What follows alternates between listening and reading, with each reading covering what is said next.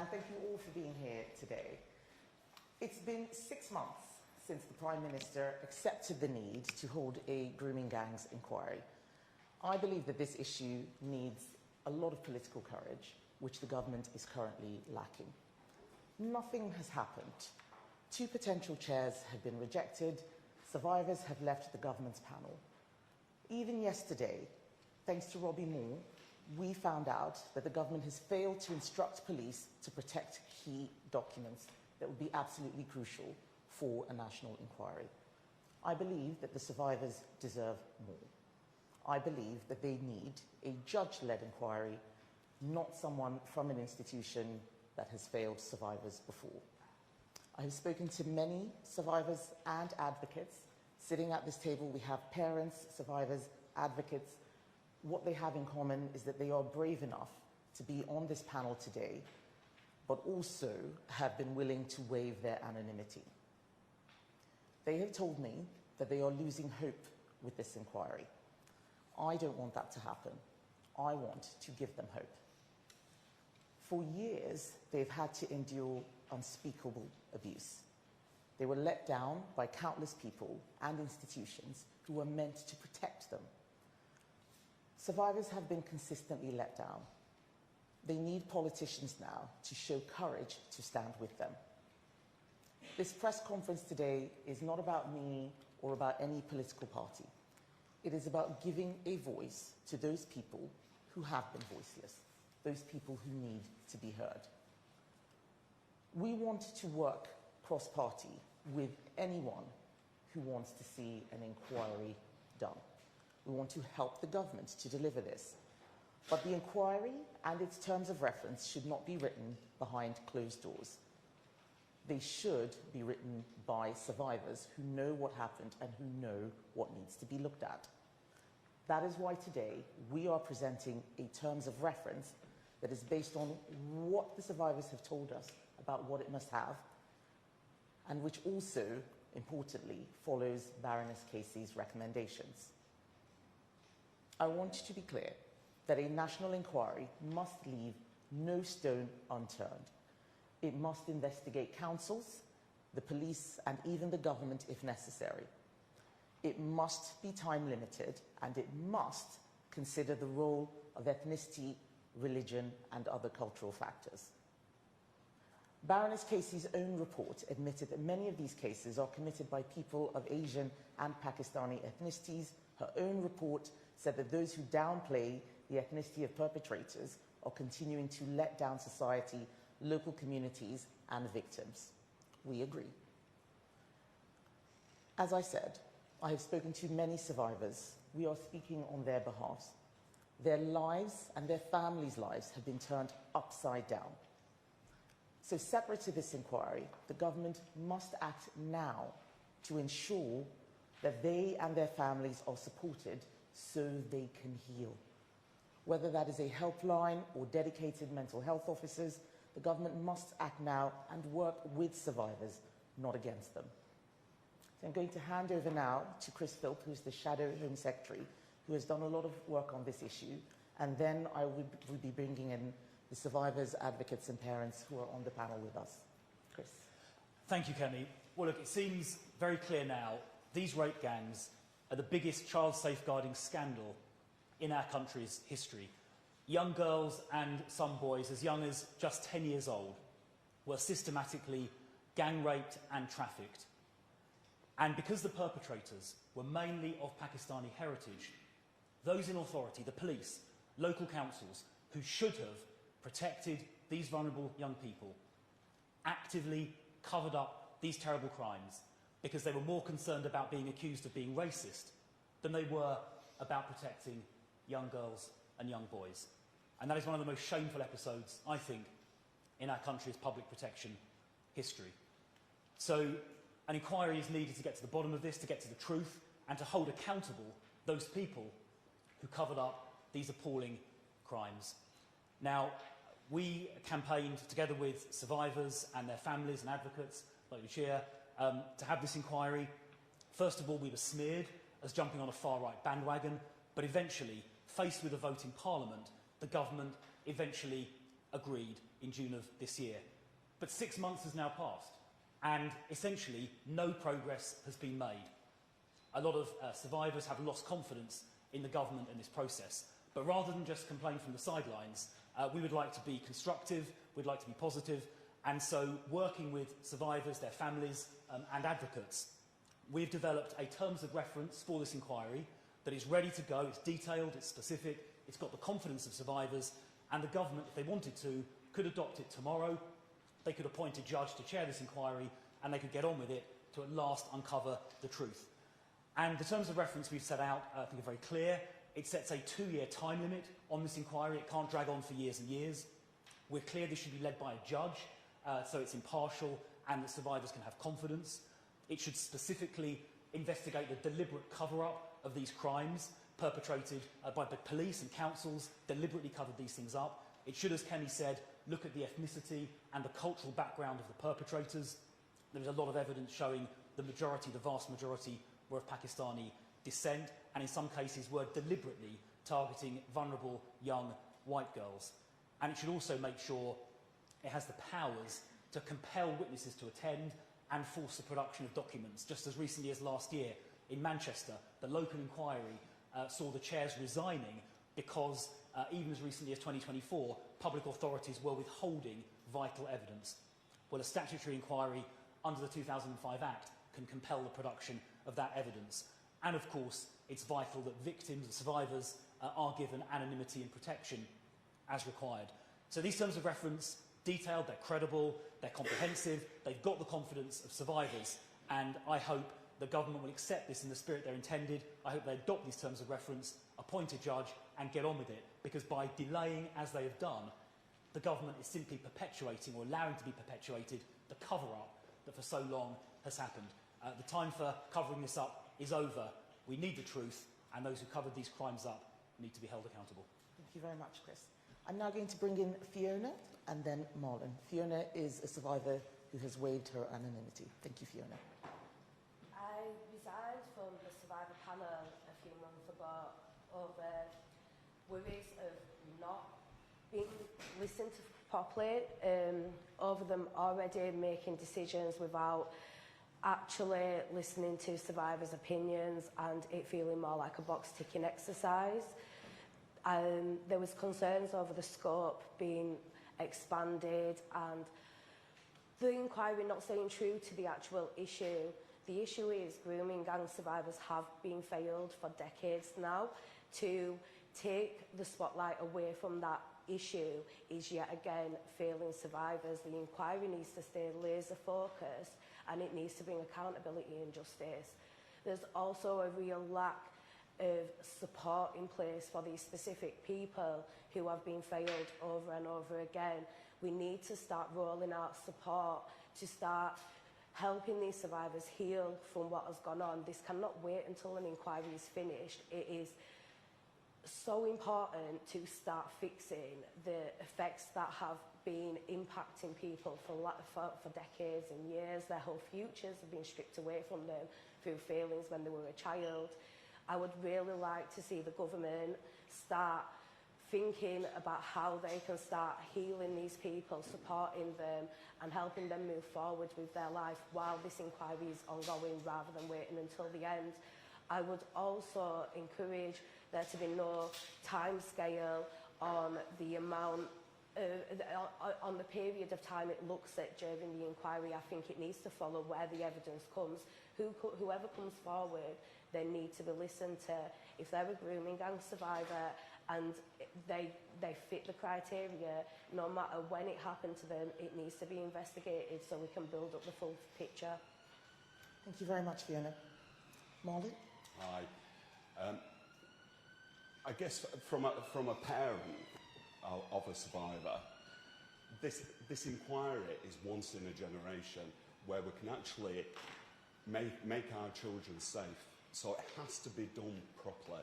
One of the things that I've been saying is, I do request Labour do this. It needs to be cross-party. There's no political points. It needs to be cross-party, and we all need to work together. What the grooming gangs have done to my daughter, you know, she should be at university now, and she's not.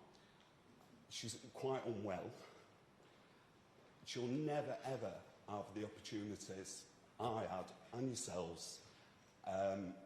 It really needs to change. So this inquiry is paramount.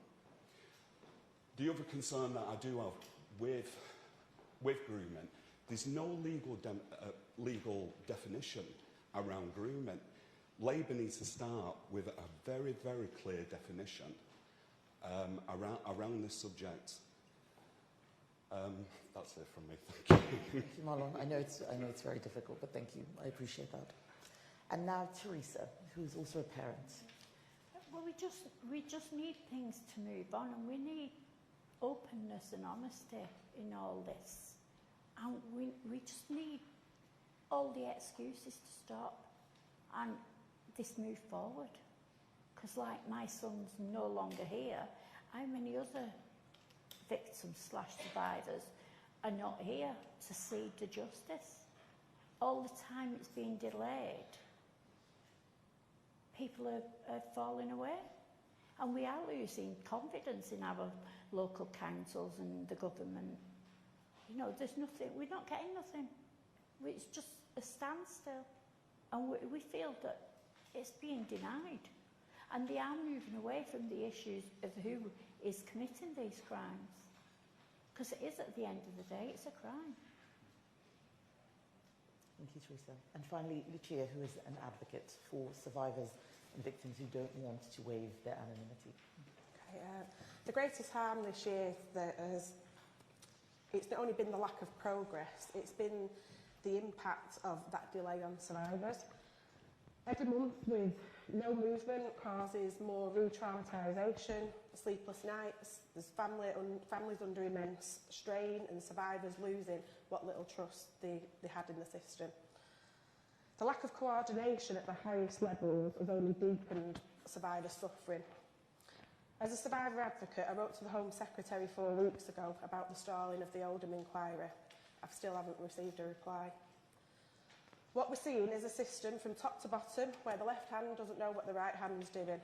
Everyone is blaming someone else and no one is taking ownership and being proactive, or at least that's how it looks. If the government do deem themselves to be being proactive, then they're certainly not being transparent about it. And what is happening nationally right now is simply the Oldham situation on steroids. It's the same delays, the same lack of communication, involving more departments, more confusion, more delay and more damage to survivors who have already waited far too long. A national inquiry must examine the entire process that the journey of the survivor takes, from first disclosure of the crimes through to the courtroom and beyond. We know too many inconsistencies and mistreatments of survivors that happen along the way, and this terms of reference covers that, amongst many other areas of concerns that we've drawn on from first-hand experience. We're not here for more lessons learnt. We're here not to only look back, but to insist on looking forward, to ensure that the system takes care of forthcoming recommendations from the inquiry, and again, this terms of reference does see to that. Child sexual exploitation doesn't end when the abuse ends. It affects survivors, it affects their children, it affects their families, it affects their health and their relationships, and it affects entire communities. If this generational harm is ignored, the inquiry will miss the true scale of what this crime destroys. This is why we implore the government to take on this piece of work and work together in the name of our country, not tolerating the rape and grooming of our children. Thank you so much. I'm now going to open up to questions from the media. The first question is Jason Farrell, Sky News. You just said that you didn't want to leave any stones unturned, and those words were used by Sajid Javid back in 2018 when he ordered what you're calling for, which was a review into the ethnicity of grooming gangs. That found, 2 years later, that most of the perpetrators of group-based sexual abuse were white, but it also found a lack of data, and at that point Priti Patel said that you would, as your government, improve data gathering. Are you saying today that you actually failed in gathering data, improving the gathering of data, that that inquiry was a whitewash and that you did leave stones unturned when you were in government. What I'm saying is that despite a lot of work and a lot of effort, there is still more to be done. We are not in government anymore. Labour is in government. So we are asking them to do what we think needs to be done now. We had an inquiry. It took years. That was the ICSA inquiry.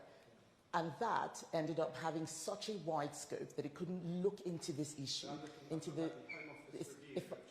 If I may finish, it didn't look into this issue specifically. Widening the scope to all group-based child sexual abuse is not what we're talking about here. And it was because it was so widened that we didn't get to the nub of the issue. More and more has been done. We had a grooming gangs task force that found 550 perpetrators. Even I, who was, a minister in government, was learning and discovering the sheer scale of this. We didn't know everything we know now then. What I'm saying is that now we know what we know. What needs to be done here? Full national inquiry, looking at the failures of the state as well. That's something that hasn't really been covered. What did the councils do wrong? What did the police do wrong? Maybe what did the government do wrong? That's what we want to see. And all that's been happening is kicking this into the long grass, lots of meetings, messing the survivors about, and they are fed up. So I'm not here to build a time machine and go back in time to see what extra we could have done there. We did what we did what we thought was enough, more came out. What do the survivors need now? That's what we're here to talk about. Thank you. Romilly Weeks, ITV. Thank you.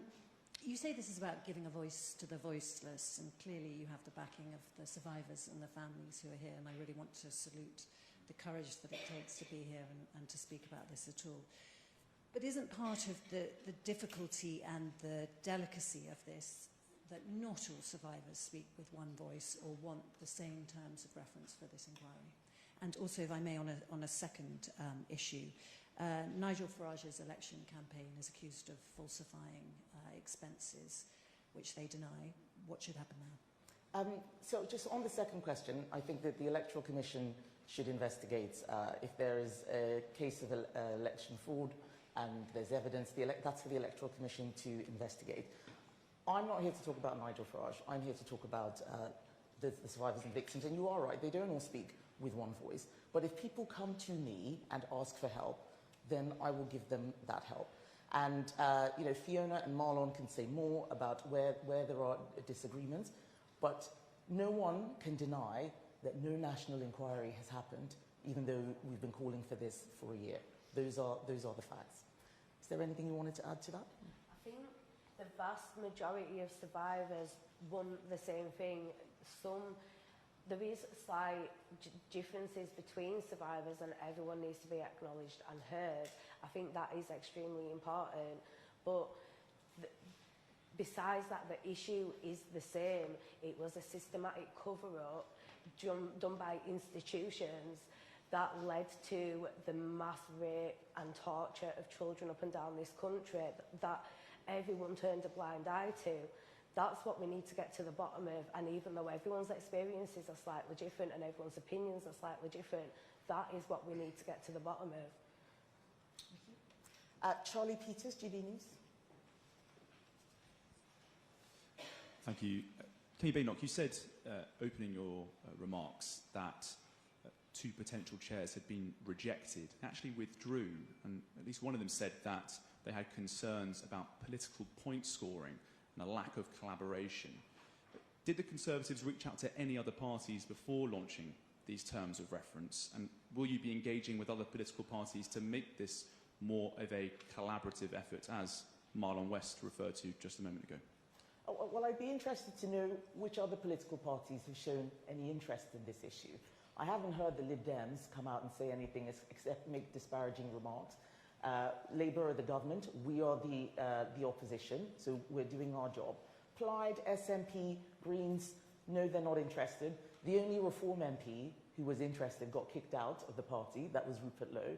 But we don't have time to sit down and argue about which party should be doing what. We are the opposition, we are doing our job. Survivors have come to us, we will speak for them. These people have decided to waive their anonymity.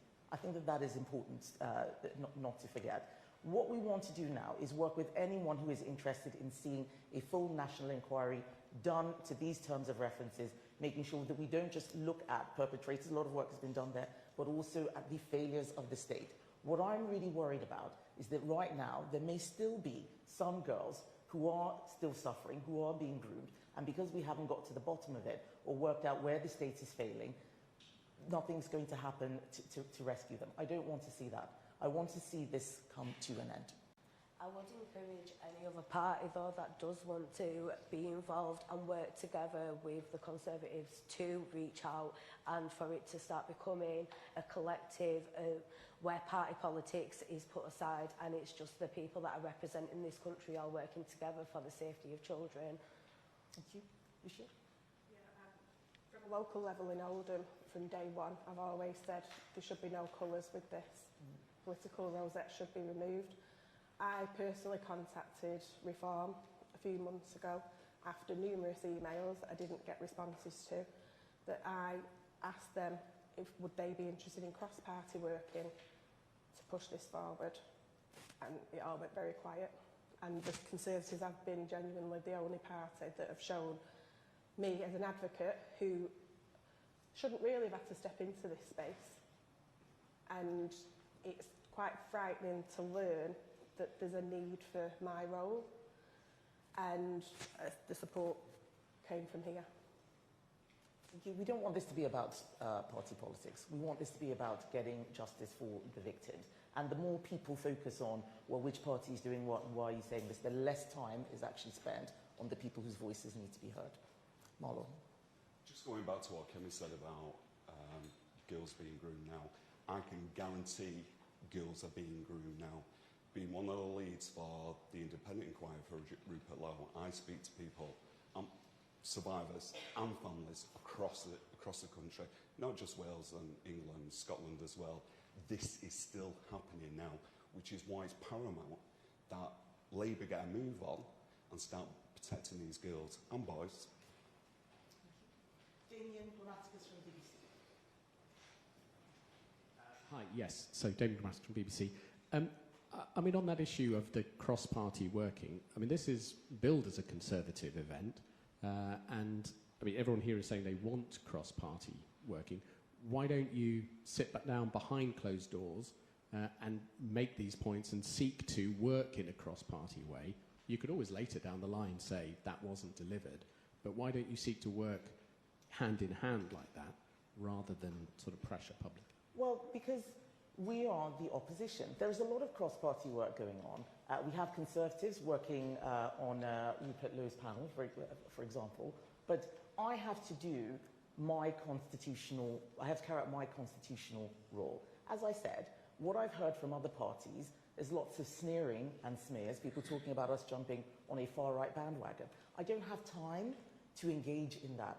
What I need to do with the time I have is make sure that we raise the awareness of this issue. Having a press conference like this means that those people in other parties can then see what we're doing and decide to work with us. But simply, waiting for them to come to us wanting to be collaborative, I think is not a great use of our time. What we have seen is that we called for a national inquiry. Labour said, no thanks. It was because of press conferences like this, us pushing it, that they decided to have a national inquiry. Now we saw them backtracking, saying, well, they couldn't find anyone to do the role, the whole fandango with Jess Phillips. So we're doing this again to make sure that people don't forget about this, that it doesn't get kicked into the long grass.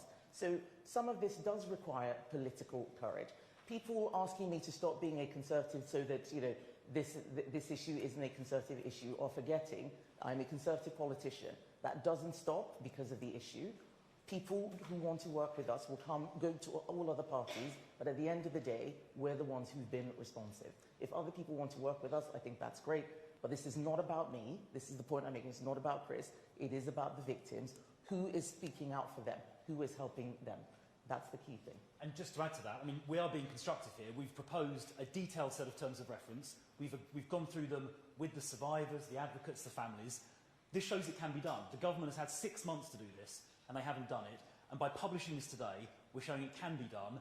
And, I mean, we'd really like it if the government just adopted this and got on with it. So we are trying to be constructive and positive by publishing this document today. Thank you. Martina Bett from The Sun. If Labour refuses to adopt your terms of references, would a future Conservative government launch a separate statutory inquiry, even if it means reopening the entire issue? Would that be in your manifesto, for instance? And on your terms of reference, you mentioned religion. Do you think that mosques or community institutions should be required to cooperate with the inquiry if allegations arise that offenders acted in religious networks, for instance? And if the panel, the rest of the panel wants to answer that, that would be great. Well, I think that having a statutory national inquiry means that wherever the evidence goes, people can be compelled to provide evidence. Whether it's mosques, whether it's state bodies, that's what's critical about it. And this is something that we care about. This is something that Conservatives have said we will do, irrespective of what other parties or the government does. But I don't want to wait that long. Every day that passes is a day that evidence disappears, that people work out what stories it is they're going to tell. We need something right now. Conservatives had an inquiry on this. So there's no reason for us to say that, to make promises. We did this. And all we found was that there was more to be looked at, more to be done. Every time we looked into this issue, more and more came out that showed that this needed specific focus rather than a general inquiry. And we're going to do everything in our power to make sure that that happens. Does anyone want to add to what I've said? I think that any religious institute or any single institute at all should be looked into if that's where the evidence leads. There shouldn't be any limits on where is investigated if there's evidence to suggest that they were complicit or covered it up. Anyone else? Thank you. Charles Hymas from The Telegraph, please. Three questions on a specific issue, which is to do with grooming gang members who've been prosecuted and have dual nationality. Obviously, there's a couple of Pakistan grooming gang members who have had their prosecutions and been stripped of their citizenship. Would you strip people who've got dual nationality of their citizenship if they are grooming gang members and convicted of that? Secondly, what would you do if a country refused to take them back, as Pakistan has? Would you introduce visa restrictions? And thirdly, there are reports coming out of Pakistan that Pakistan is prepared to offer up, or offer them up in return for 2 political dissidents currently in the UK. Do you think we should hand over political dissidents? Thank you very much. So I'll let Chris go into the detail on that, but just giving a high-level view, we cannot have people exploiting dual nationality to get away with facing justice. That's why at our party conference we put out a borders plan. Deport all foreign criminals. If we have stripped them of their nationality, they are foreign criminals. And we have also talked about using visa restrictions as a way to enforce a lot of these sanctions. Too many people are taking us for a ride. They're exploiting our system. They know how to work the loopholes, and we just need to be more on the ball in making sure that they don't get away with this. But Chris, do you want to... Yeah, thank you, Kemi. So Charles, yes, dual nationals should be stripped of their British citizenship and they should be deported with no exceptions. We don't want these people in our country. If they have citizenship of another country, then they should be deported and their British citizenship should be removed. No ifs, no buts, it should just happen. On your second point, if a country, whether it's Pakistan or anywhere else, refuses to take back their own nationals, either people who are here illegally in the first place or people convicted of criminal offences, then we should, as Kemi said, use visa sanctions to compel them to take back their own citizens and indeed look at suspending overseas aid. We as the United Kingdom take back our citizens if they're convicted of a criminal offence overseas. It is only reasonable to expect other countries to do the same thing. And we legislated, in fact, in government to create a power to use visa sanctions, and in cases like this, those should definitely be used. On your third question, no, I don't think the government should hand over dissidents as some kind of quid pro quo. If someone is likely to be politically persecuted, then it's reasonable that we provide them with protection. There shouldn't be some sort of horse trade. Countries like Pakistan should take back their own nationals where required, including if they've committed a criminal offence, without some kind of horse trade. Thank you. Max Kendricks from The Times. Thank you. You emphasise the need to appoint a judge to lead the inquiry. The government's line is they say that will slow it down because judge-led inquiries typically have to wait for all criminal investigations to conclude. Why do you not agree with that analysis? Because it's not true. You can have a retired judge. You don't have to have an active judge. A judge is a judge. A retired judge doesn't suddenly lose all their skills. And you can have these things happen concurrently. When I was business secretary, I saw how people used the inquiry as a way to slow play giving out compensation to postmasters. So I looked into this issue at the time. It doesn't need to be this way. But that is why you set up the inquiry in such a way that it does not do that. That's why we've put out a very clear terms of reference, time limited, and so on. I think that this is an excuse that the government is giving. There are inquiries that do happen concurrently. There are inquiries that are led by a judge which don't take this amount of time. And that's why our terms of reference in paragraph 15.3 specify a 2-year period. Thank you. And finally, Natasha Clark from LBC. Hi, thank you. Thank you all for doing this.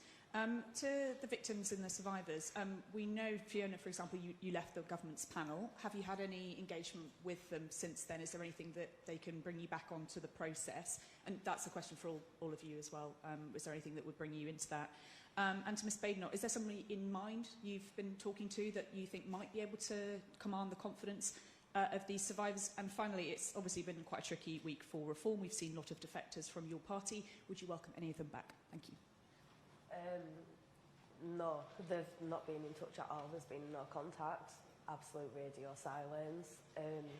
I think once an independent chair was assigned, if I had confidence in that chair, then I would re-engage, because my main focus is that this inquiry is needed, it is important, and I do want it to work.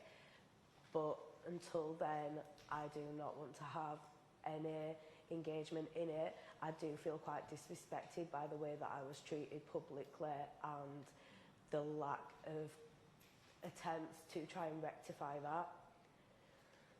My daughter still remains in the inquiry. So I think she had a couple of meetings last week. However, I do feel really strongly about this. I don't think there should be a panel of survivors. I think it's unfair, and I actually think it's cruel. They should be all seen individually, not as a group, because some of the survivors are a lot more quieter, and they're not getting the story across. And everyone has a different experience. Yeah, everyone has a different experience, but I do believe strongly they should have the opportunity to tell their story, and that's not happening. Yeah. The other thing is, me being a mental health nurse, they need support, and they're not getting any kind of support while they're in that. And in some ways, it's really stressful, and then they're reliving their trauma with no support. And this is one of the reasons why I left. It was not set up properly. It did not have survivors at the forefront. It did not think about all these things that we think about. And then if you voice them, and I know multiple survivors left on the panel that have stayed on, they also voiced these concerns internally over and over again, but nothing changed. And I know a lot of them are feeling very let down. I chose not to be involved further for the simple fact that I didn't think it was beneficial to myself at the time. I didn't think I would have come out of that good. I do commend the people that decided to stay on. That is their decision, and they're entitled to do so. And I just think it really does need addressing on how this panel worked and how it would continue to work, and also not limiting the people that are getting heard just because I speak up publicly. I've been very public for a long time, but there's people that deserve to have their stories heard that are falling away into the background. There needs to be something put in place so they get listened to as well, and their opinions are taken on board.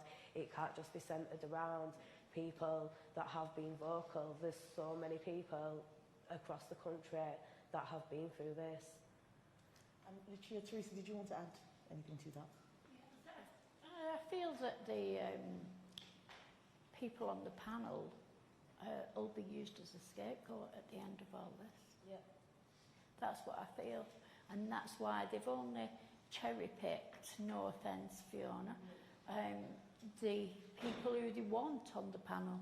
Well, they didn't want me on the panel. No, So, so yeah, that would make sense. yeah, but Jess Phillips has cherry-picked her people who she wanted. Now, why couldn't parents be on that panel? Because we've lived it firsthand alongside our children. We've seen it and we was able to do nothing about it. And we know as parents, you're out there to protect your children no matter what. So why weren't we allowed on that panel? And I think that's a really good point. As a parent, we're the ones who are dealing with social services. We're the ones dealing with police, with the NHS, and being treated appallingly. And yet, none of the carers or parents are part of this inquiry. Nobody's approached me or any other parents that know. Especially like with Teresa, whose son's not here to voice his own story. Why can't she represent him and his experience? It does seem very selective. And like I say, they didn't want me on there in the first place. The people that they wanted on were people that they already had relationships with, and I do think it is very selective, and that's not the way an inquiry should work. It needs to have opinions from all different perspectives. Closing it off to certain people then inadvertently selects a scope itself. Michelle, did you want to come? Yeah, please.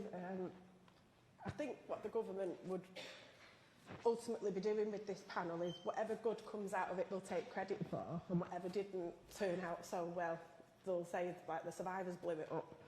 And it's not even a healthy situation to bring these traumatised people together as well. I think, you know, you can find situations where they could be triggering each other, or they're not feeling confident enough to speak out, which is what Marlon was saying about some people being quieter than others. So I think a more individual, tailor-made process needs to be took on with this. The final point on that is, and I'm not sure how many people are aware of this, the survivor panels are being financed, and then I know my daughter will disagree with me on this. They shouldn't be financed to be on the panel. Thank you. So, Natasha, you asked me if I had someone in mind to be a judge. No, I don't. It's just the criteria. We need people who give confidence to this process. It is clearly, as we have heard, very, very contentious. Not everyone will agree. It is complex. You asked the question about defectors and whether we would take them back. I think it's actually slightly relevant to what we're talking about today. There are a lot of people who go into politics for the wrong reasons, and they will jump to wherever they think is going to win. We had people, when Labour was doing well in the polls, we had 3 Conservative MPs defect. There are people who are going to defect to whoever they think is going to win. We in the Conservative Party are not doing this just for winning. We are doing it because we believe in something. And those who believe in that thing stay in the party. We want to deliver public service, not personal promotion. And why this is relevant to what's happening here is it's actually very, very difficult to have people come out, waive their anonymity, say things that are not necessarily popular. I remember when people were talking about this and were dismissed as racist, they were sneered, and that wasn't just Conservative MPs, Labour MPs too. It is very, very hard to talk about this sort of stuff. So what we need is that the people who are going out there fighting for justice aren't then pilloried and attacked and their motivations constantly questioned. What we need is to give them space. I think it's a real shame that people have been, just questioning Fiona and Marlon and what their motivation is. That is one of the reasons why people don't come out in the first place, because they're worried about how they will be treated. And the same thing goes for a lot of politicians too. It takes courage, and that's what we want to see. Let's have the courage to get this done, not about party politics, not about personal promotion. We have people here dealing with a very complex, very traumatic issue. They've waived their anonymity. What we want to see is the government back them and get this inquiry done to a specific terms of reference so that we can make sure that no child, now or in the future, ever has to deal with what the survivors dealt with over the last few decades. I experienced some horrible stuff after resigning from the panel. Some of the abuse that I received was absolutely atrocious accusations that I was putting other people's party politics before my own abuse. And I did get a lot of abuse from that, and the problem is I went into this with faith that this inquiry could be different, and the government had an opportunity to do something that no one else has ever done. They could have brought justice to thousands of people. I worked with them from June until I resigned. I had concerns. I tried dealing with it with them. I voiced them repeatedly to Jess Phillips and to other people. I got nowhere, so then I ended up having to resign because that was the only path that I could see for myself. I didn't do this for any other reason than what my own belief were. And I just wanted to put that out there because it has been quite horrendous, the amount of abuse that I've got from people that are Labour supporters or Green supporters and stuff like that. I was quite shocked actually, because I've always been quite an open book at working with anyone that will listen and will respect me. So I was quite disappointed yet again. Thank you, Fiona. Thank you very much. Thank you, Marlon, Teresa and Lucia. And thank you all for being here to hear their side of the story. Good afternoon, everyone, or good morning, everyone.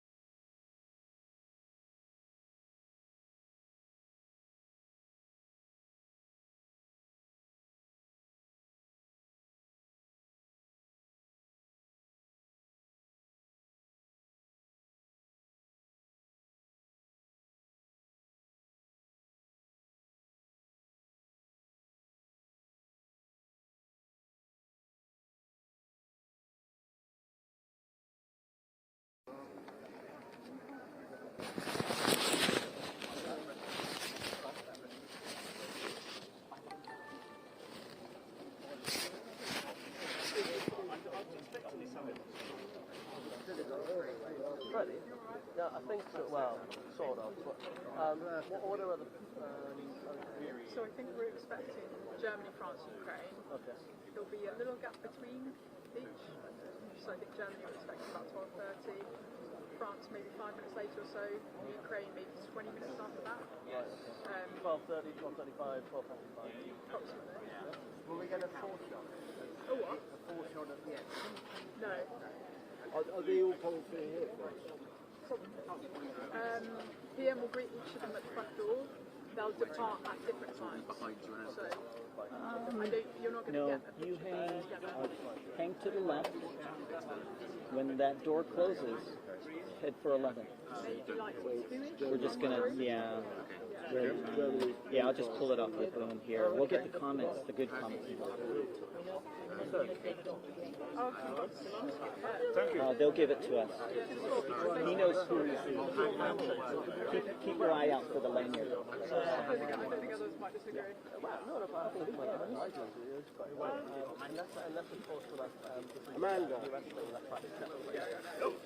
can you take the hat off? But I didn't know you were boxing. Can you take the hat off my... Are you southpaw or orthodox? Thank you. Jab with the... Oh, you jab with your right? Yeah. You're southpaw. Oh, southpaw. Jab with the right, with the left. I had to go when I was a kid.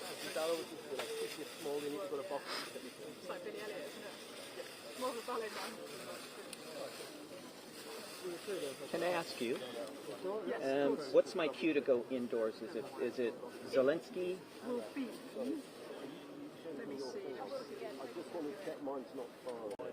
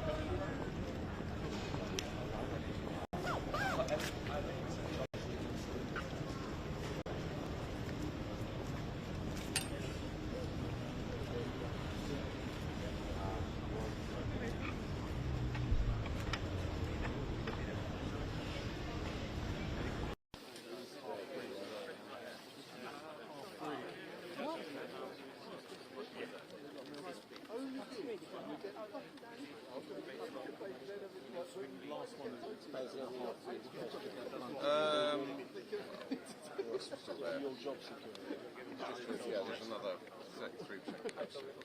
Three of them. Oh yeah, I saw that. Yeah, so he's working. He's back working. Yeah. My sound man Oliver is over to the left. Yeah, we haven't had him down. Okay. So we're going to... He's ridiculous. They've obviously set up the people. Someone from the top is decided. He's all right, Toby. Thank you. Yeah, they're having a long soiree. Sorry, 3:30 at least, the earliest. 3:30, they're having a big Christmas now. It's Christmas. Big bash. Leftovers from my side. Yorkshire's everything. 3:30. What happened to quick? They're leaving at 3:30. No, I'm not doing it. They're going to get all the stuff from Road. Yeah, exactly. It's a shame they're not doing the fall. You know, this. Yeah, I know, I totally agree. I totally agree. You know, he's only inside. All he's got to do is say, right, come on, let's go out. 30 seconds. I couldn't agree with you more. Something ridiculous.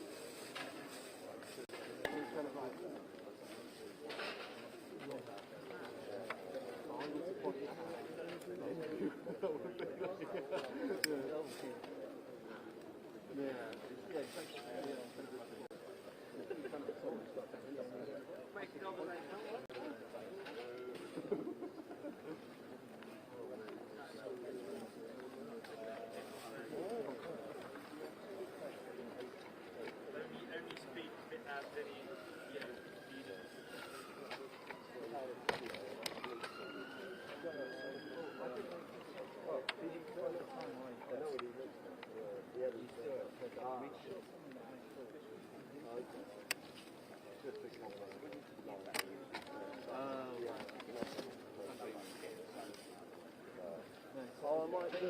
Jamie was there. There weren't many. So, I'm Jamie.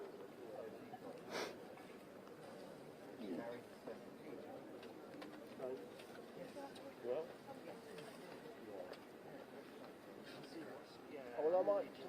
Very good. Are still working in entertainment or not that much.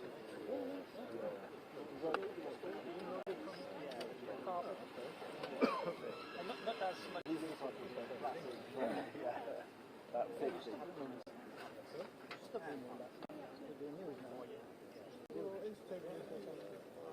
Well,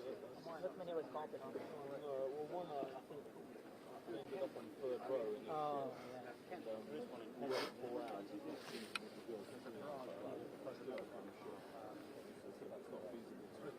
Go 4 hours. Well, no, it's children now. Stephen, it's very close.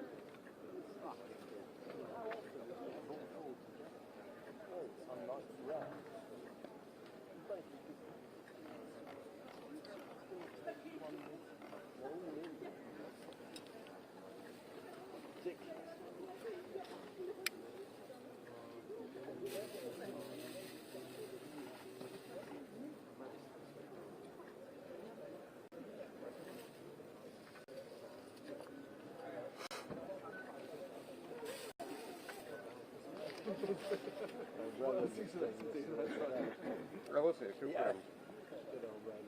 Or us, or?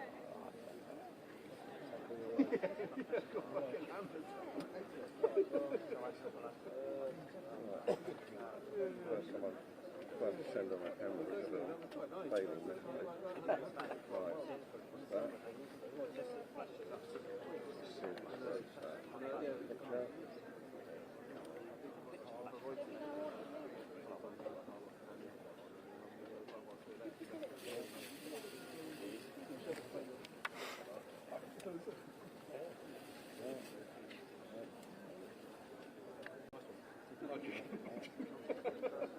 How old is your boy now? He's 13 now. Oh, wow. I remember when he was quite new. Yeah, I know, it seems to be only a couple of years ago rather than the kid that he is now, 13-year-old. Wow. Lovely music.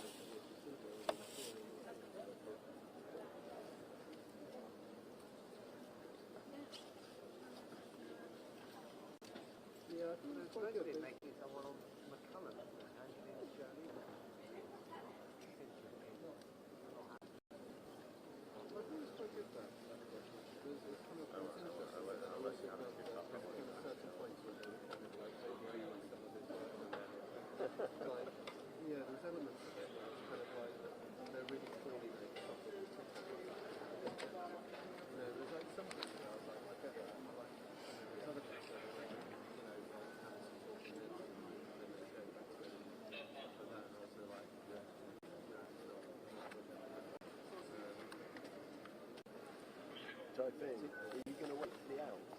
I don't think so. Yeah, not for me. Probably not.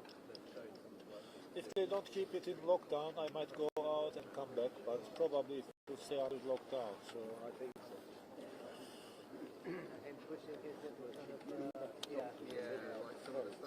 Oh, right. Really buzzing. Oh, you've got your OCD all kicking off. I said, oh dear.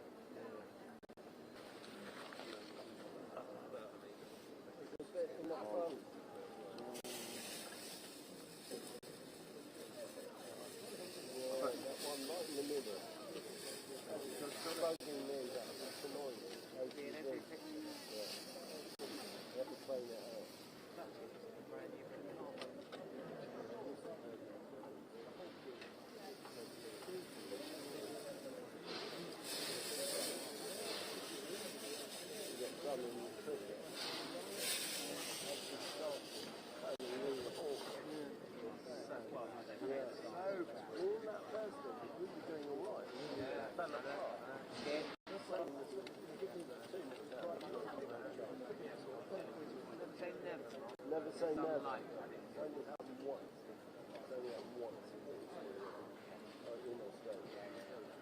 I mean, I hope we do. It's not looking good.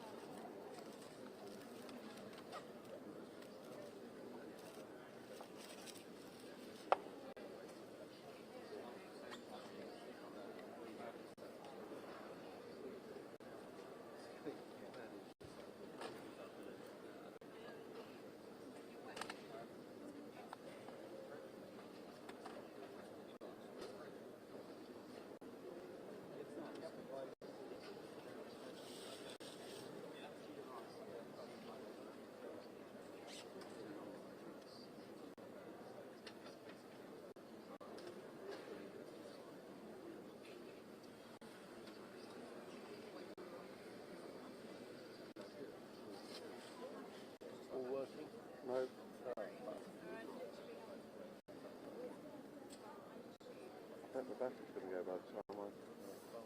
Sounds right.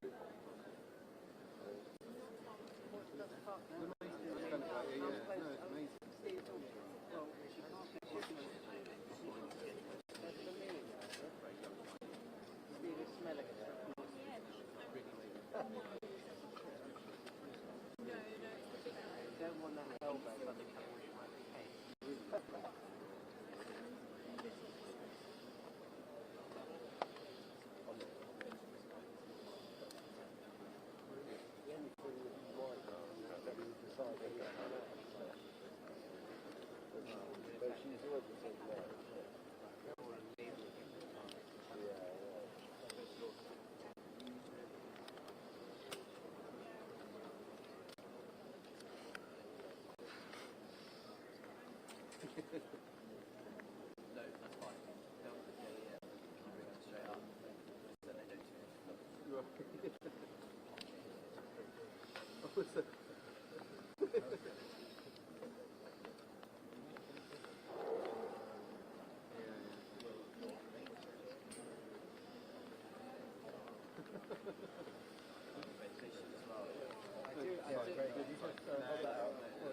they don't do it. I do like that.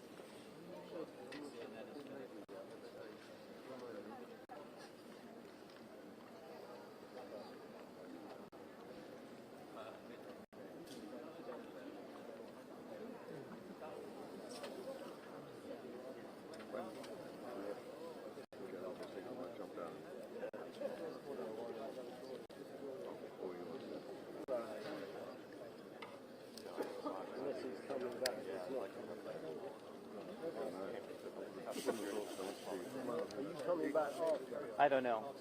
I doubt it, but don't quote me. Because it's long, right? The other It's guy, hours. the other guy will come back. He told Oh, us. the other guy. He left it here. All right, that's fine. Yeah, all right. No worries.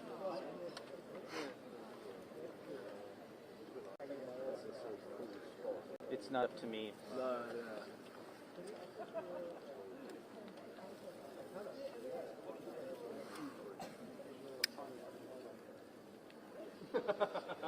Yeah, you guys got a good spot, though. You have a good spot. Yeah.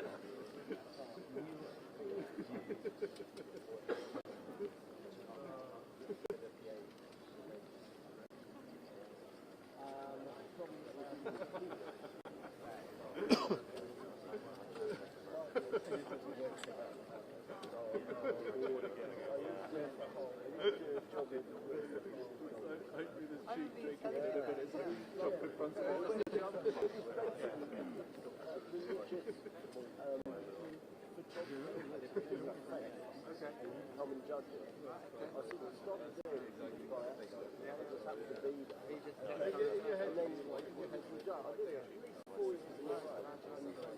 I'm quite friendly. You judge and that's nice. But then you stop doing it. He's old now, 90. Yeah. It does sad, you know. I mean, whenever time I've seen him read, he says, oh, that's a waste of time. It feels like, I mean, bitter because the brain is damaged and all that horror. Yeah.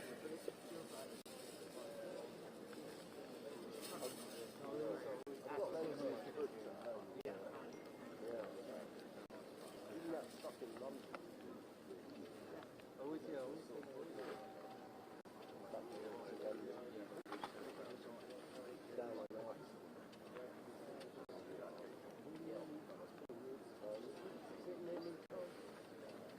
What's 28? Oh, yeah, they said 12.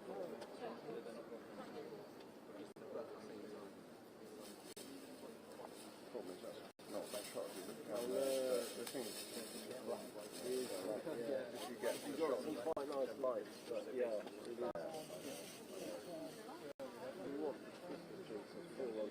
Yeah. All Putin's burst out. Ta-da! This would be your worst nightmare. Just French or Scrooge or something. We all go flying.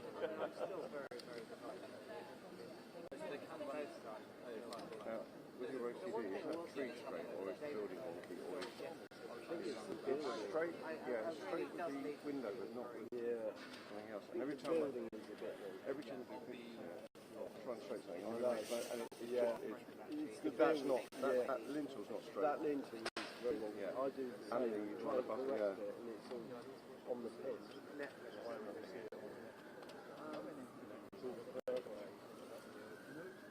Really?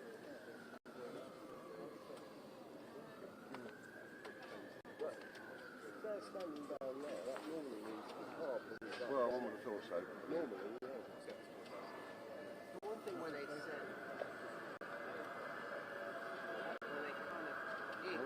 if you believe that it wasn't his AP, I think we're coming from the 21,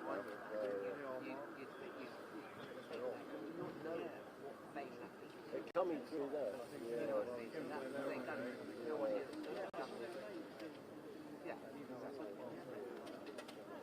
I wonder if could they walk through the gates? Yeah, they can. They That's are. another way out. They drive in and out as well. So you think they'll walk in? I think straight from the far right. But they're walking separately, not together. Right, but they'll walk in, not drive in. Yeah, I think so, yeah. Okay. Yeah. Well, on the top, he's going to agree he's going separately. Apparently.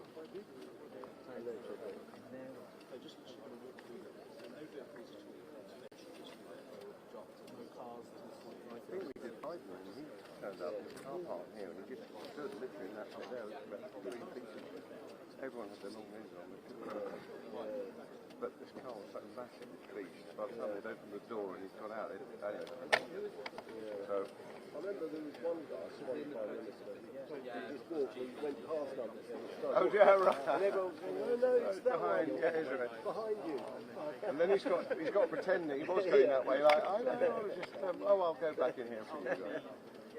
We used to do that John Major, we didn't know whether he was going to be Prime Minister at the time, and every time he didn't want to come past something, he would try to put it outside and said, this is the new Prime Minister.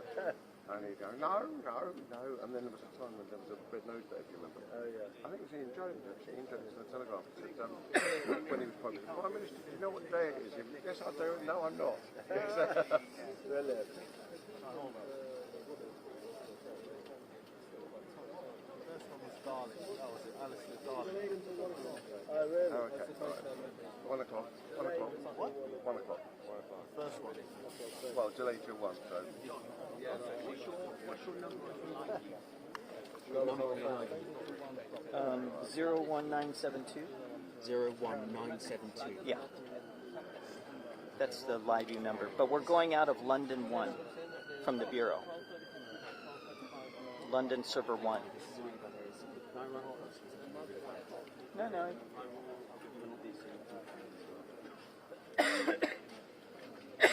Just walk quickly or fast. Just walk quick.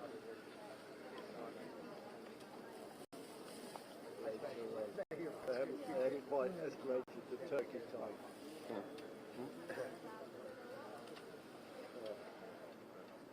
We'll get down. Who's the Turkey? Yeah.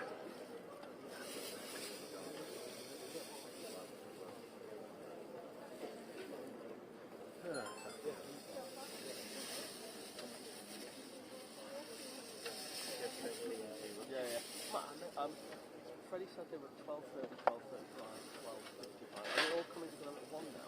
I think it's going to push closer to 1 now, yeah. Okay, and do you think they'll all pass from quite close?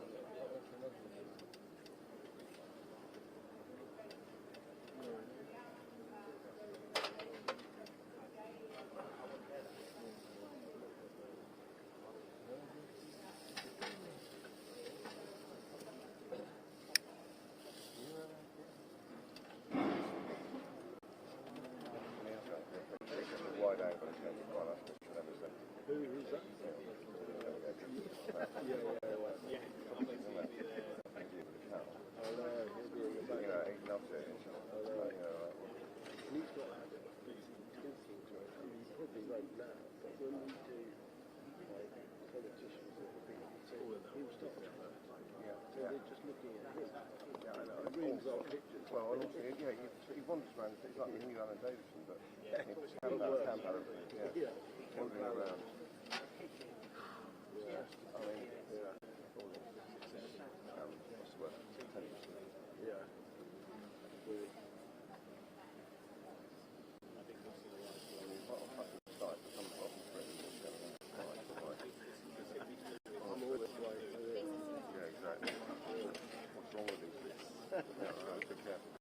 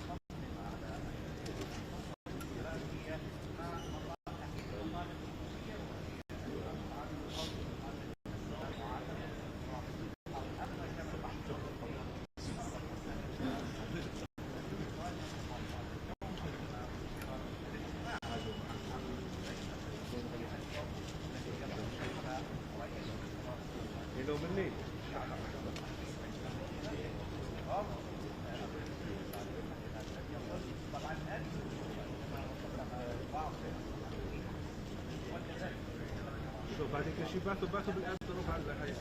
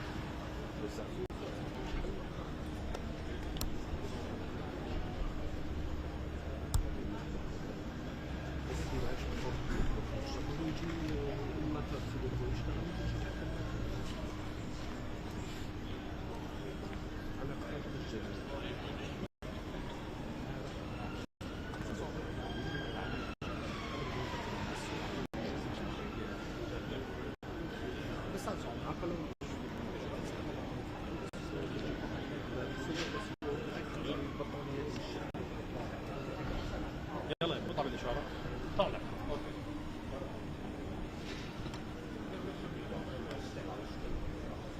الو يا طالعين بالاشاره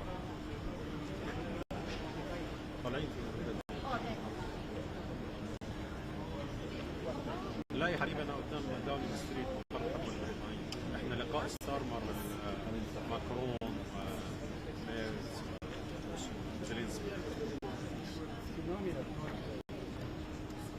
الموضوع ثاني كليا مختلف المفروض انهم عارفين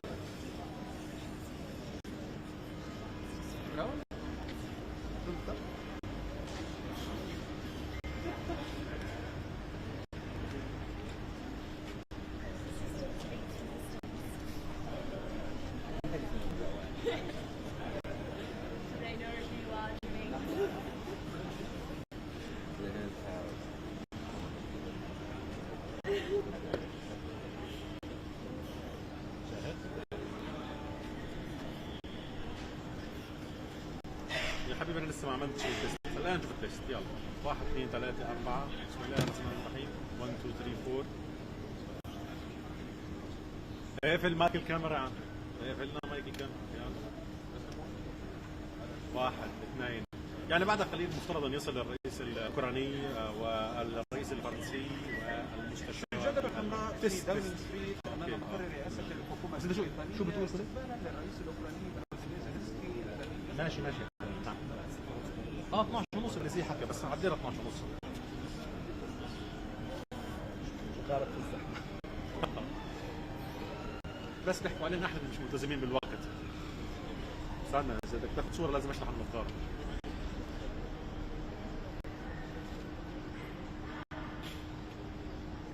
بس السجادة الحمراء في داونينج ستريت. لا بعد ما الحكومة البريطانية استقبال الرئيس الأوكراني زيلينسكي الذي يرفض رئيس الوزراء البريطاني. Sarà l'ultima decisione. عشان بعد كده تتصرف فيهم ما تحب تخليهم.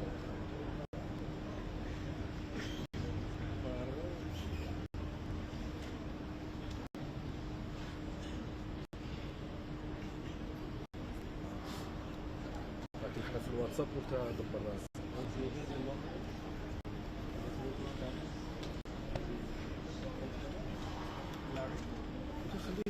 مش برد.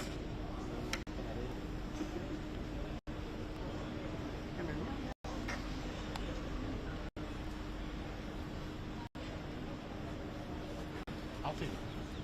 شكرا.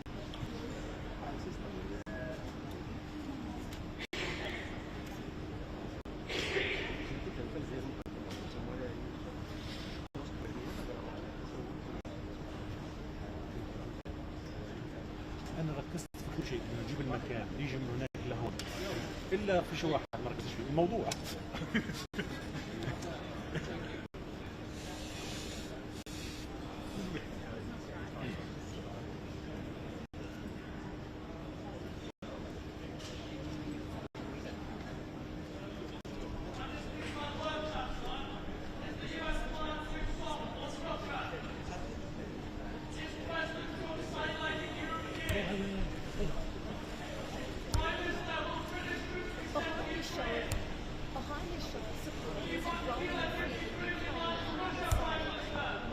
المستشار الألماني كان يواصل يعني.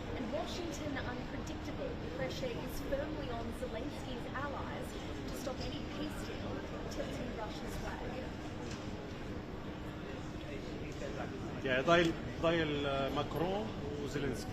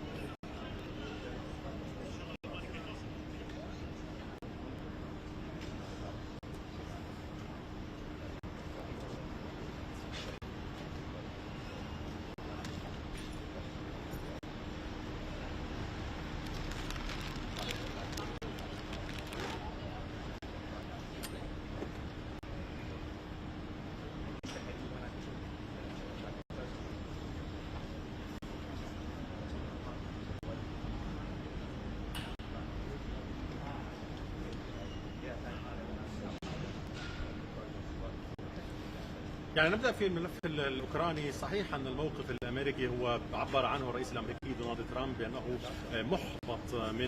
محبط قليلا من الرئيس الأوكراني، ثم جاء هذا الموقف الأوكراني بناء على ما أعلنه الرئيس الأمريكي، بمعنى أنه رد على الرئيس الأمريكي الذي اعتبر أن الرئيس الأوكراني زيلينسكي لم يقرأ الورقة التي قدمت من أمريكا بهدف إنهاء الحرب، وقال إن شعبه يحبه ولكنه لم يقرأ الآن الورقة. يبدو أن هذا الموقف الأوكراني جاء يعني ليرطب ويحسن الأجواء مع الولايات المتحدة الأمريكية، لكن ليست هذه فقط هي النقطة الخلافية. يعني بالعودة قليلا إلى الأسبوع الماضي في بداية هذا الشهر، هناك وثيقة أمريكية أعلن فيها أن الولايات المتحدة الأمريكية لن تكون هي الحامي الأساسي والأبرز للقارة الأوروبية. على القارة الأوروبية أن تتحمل مسؤولياتها وتتحمل الحل لمشاكلها وحروبها. والموقف الأمريكي هو غاضب أيضا من السياسات الأوروبية المتعلقة بملف الهجرة، الحريات، كل هذه النقاط أمريكا باتت مختلفة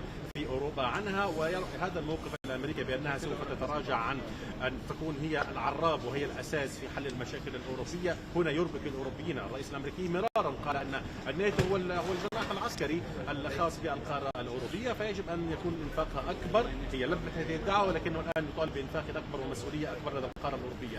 ربما يأتي هذا اللقاء اليوم الرباعي في خضم هذه الخلافات الأمريكية مع أوروبا، أو ليس خلافات حتى نكون دقيقين، التباين في المواقف إلى حد ما في بعض الملفات. أمريكا في وثيقتها أيضا قالت إن العلاقة الأوروبية أو أوروبا تبقى هي الحليف الأبرز والأهم، ولكن على أوروبا أن يتحمل المزيد من المسؤوليات تجاه حل مشاكلها.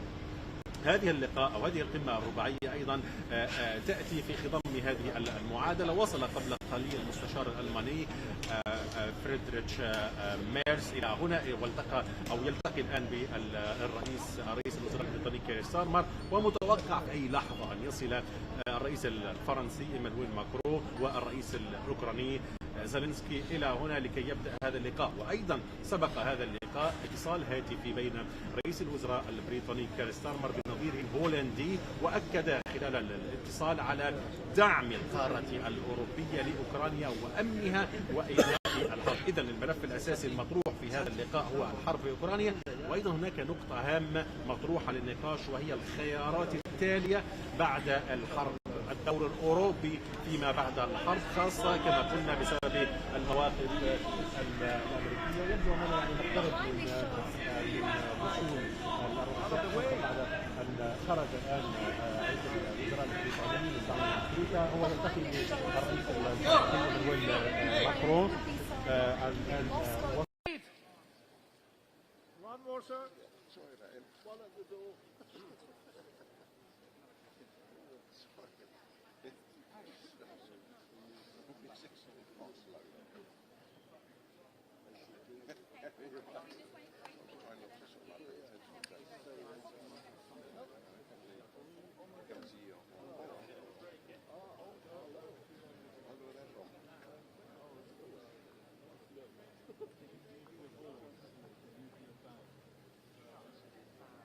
Probably a Gucci one, actually. Time to tell. The bowling ball.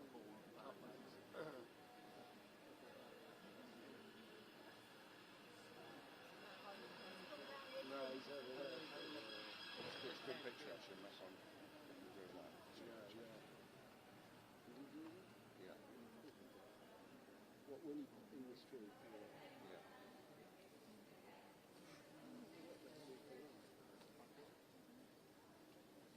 Bangers and mash, I suspect. Now I know where the questions are being shouted from. There's a You got a ton of them up your sleeve. Yeah. I don't think you're going to get any of them answered.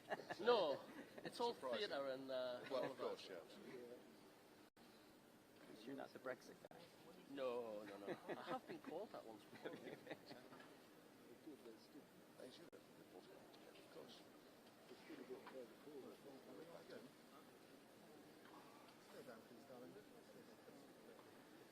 Problem is, the next one, yeah, the next sound from the camera.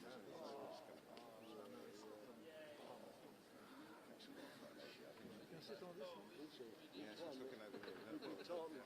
No, that one. Yeah, the one that we just pointed at, which I have a pool shot out here. Thank you. The door.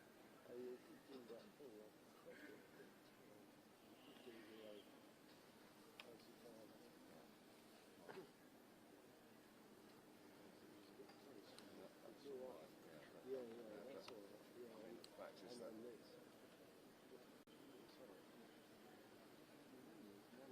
it's swapping over to this big one. You just don't know how long you're going to leave it before you go in time. I mean, this Marcus Rice taken before, and it says it's twice a day, so just wait this next day. No one's going to know. There was no tree. No, it's fine. Yeah, exactly. Yeah, you know, 2 minutes swapping.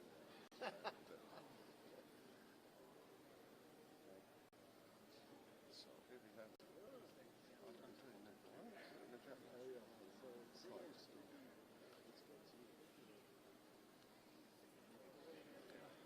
Cranium media. If you're in the right position, that's quite a good feature. Just walking through, because they're quite nice old blinds. What would be great is all walk together. Like then you watch it. Or all fully together. Yeah, like Reservoir Dogs. Yeah. The shades on. Oh, Reservoir Puppets really. Yeah. That's like a gig picture. That's the first signal. Yeah, that's a teasing.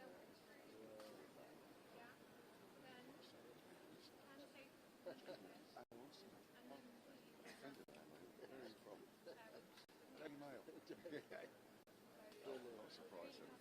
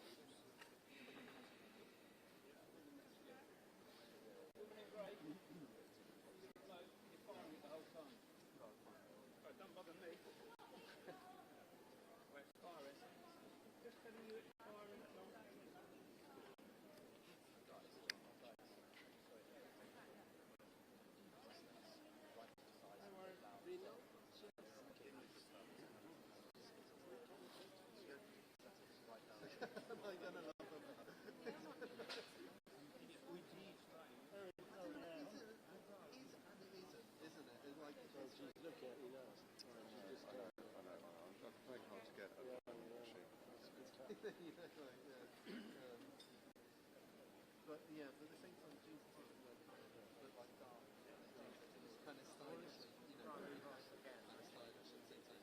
All we want is something this time now. Please, could you take one step back, please? Excuse me. Thank you so much.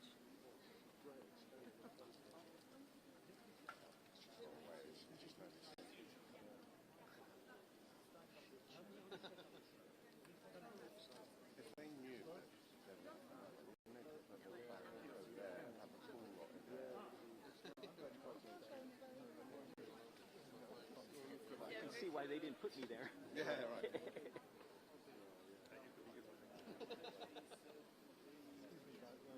Can you find a spot for your standing TV behind that? Thank you. Yeah, I literally, I know, exactly. I was going to say, I realised that I didn't see it, and if I hold it like up against my head, it goes quicker, which is like, that possibly is not good for your brain, is it? Yeah,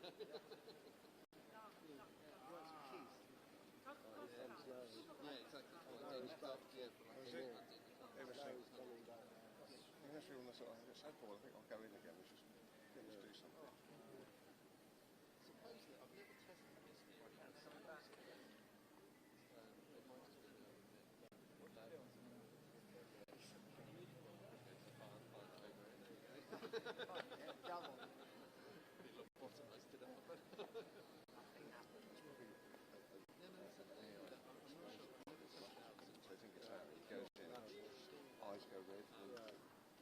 smoking through the ears. Yeah. They just tuck me into the Yorkshire puddings. So, like, so say if you were here and your wife was at home. Oh, I know. Not the first time, this is going to be strong. You have the car keys, she has the car keys. The theory is that then she could call you and then over phone and nothing like that. You'll get to unlock it might be completely up. She might have actually never tested it. Oh, interesting.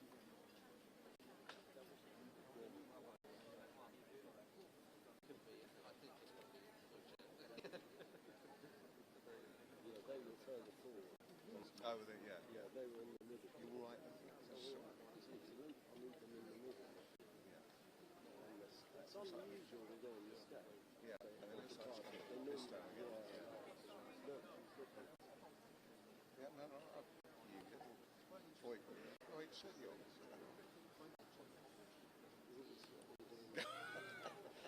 Oh, no, one of your daughters is so embarrassed with it. Oh, no, don't say that. It's so embarrassing, Dad. Do you come up with all the words like Riz and all that model thing? Oh, shut up. Shut up. What's this 6, 7? What does that mean? Do you about starts? Well, apparently in schools now, they all do 6, 7. It's a sort of stupid thing. Oh, it doesn't. It doesn't mean that. Apparently, farmers in the schools a few days ago, trying to get done. And he said when he was passing, he hit 6, 7, and apparently they banned him from that school. Oh, no. So he looked really, he was trying to get down with the kids. I don't really know. It has gone down. I'm going to close the house. Stephen, I'm closing the house. Are you not impressed with the half open? Well, it was worked well, but the lights gone down. Alright, I might do the same.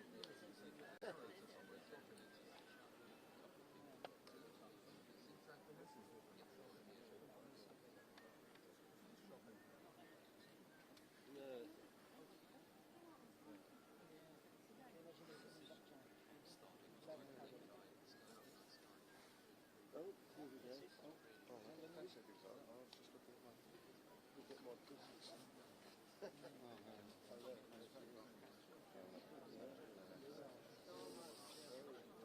She can't stop herself. She cannot stop herself.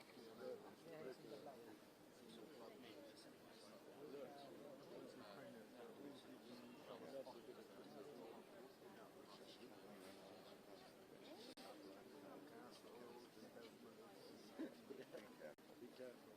We're live. Yeah, I've some famous thing that when Oh yeah.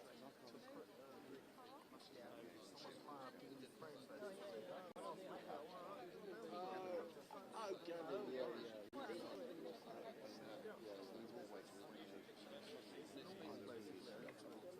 The main person, and he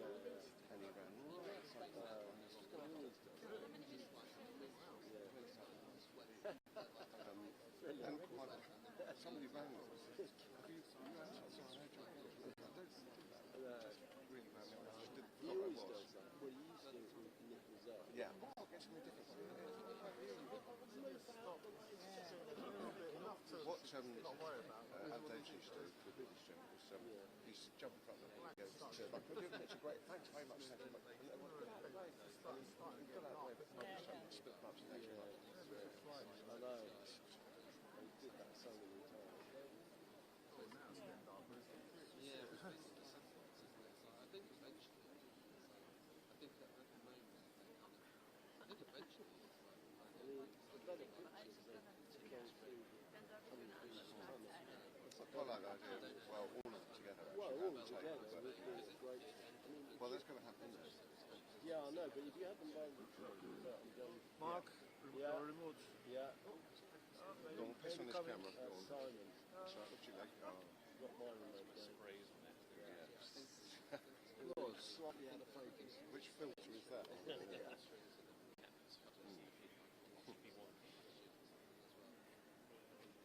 By the way, I was at the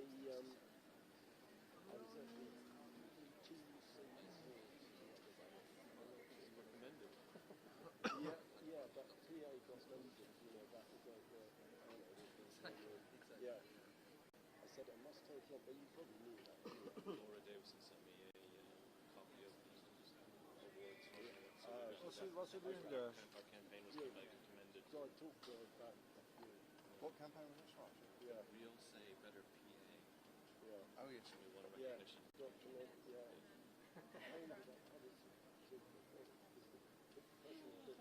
Oh, really? Yeah, no, I had to do it on my phone. It was all right. No, Laura, yeah. No, I must tell Johnny, but I thought you'd probably know. But She mentioned it like last week. Hello. Yeah, right. Yeah. Here we go.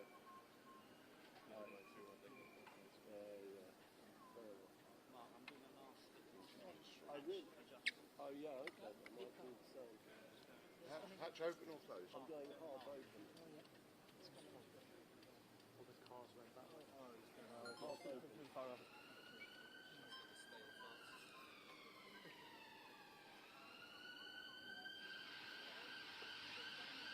Yeah, I think they're just going. Yeah, they're doing the same.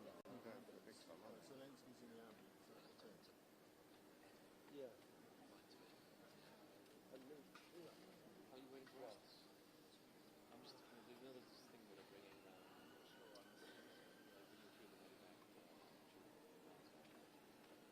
In here. Oh, okay. Yeah, I was just going to have to stick around with that, but yeah, not very far. Was that being fixed up?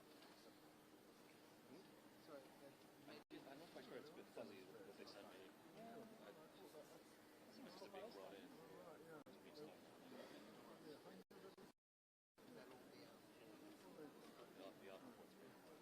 They would have cleared that whole avenue. Is that what they do? Can't come in. Can't come in. Something's happening. Get ready. It's going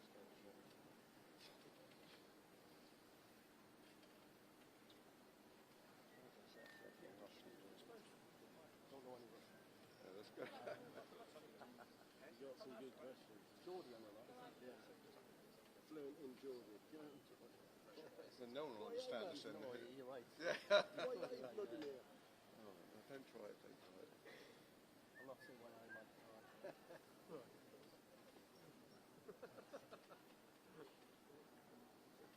It's very coaches. It's an AI cat. It's Larryson. Yeah. Right, okay. Here we go. Here we go.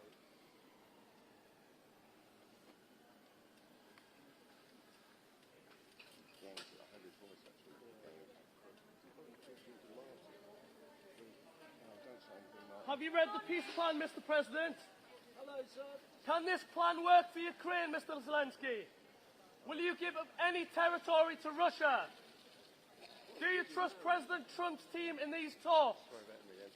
Are you being pushed into a fast-paced deal by the Americans? What's your message to President Putin? Yeah, right. Can this plan work, Mr. Starmer?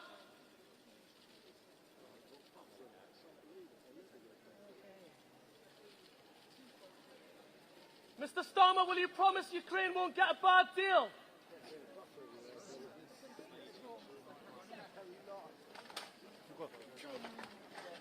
God damn it.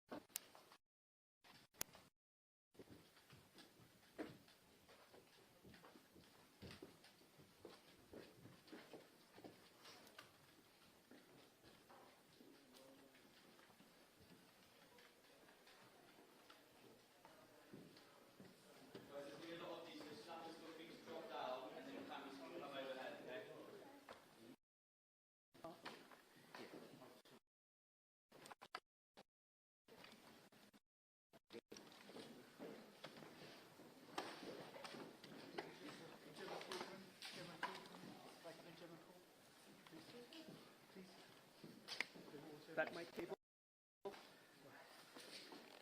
I need that mic cable. Go ahead and plug it in right there.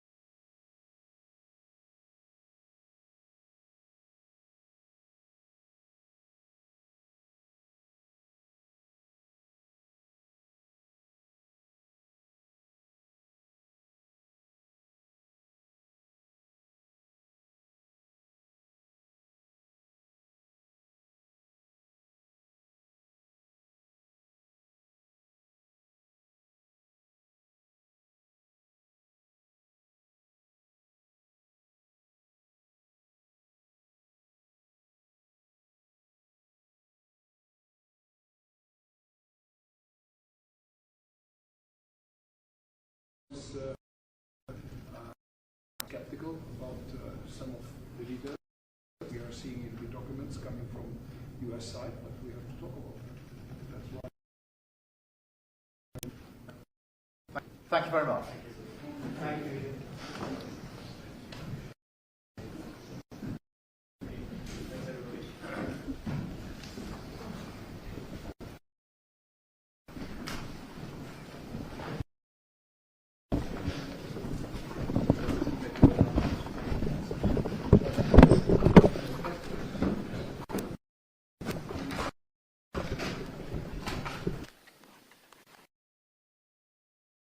People.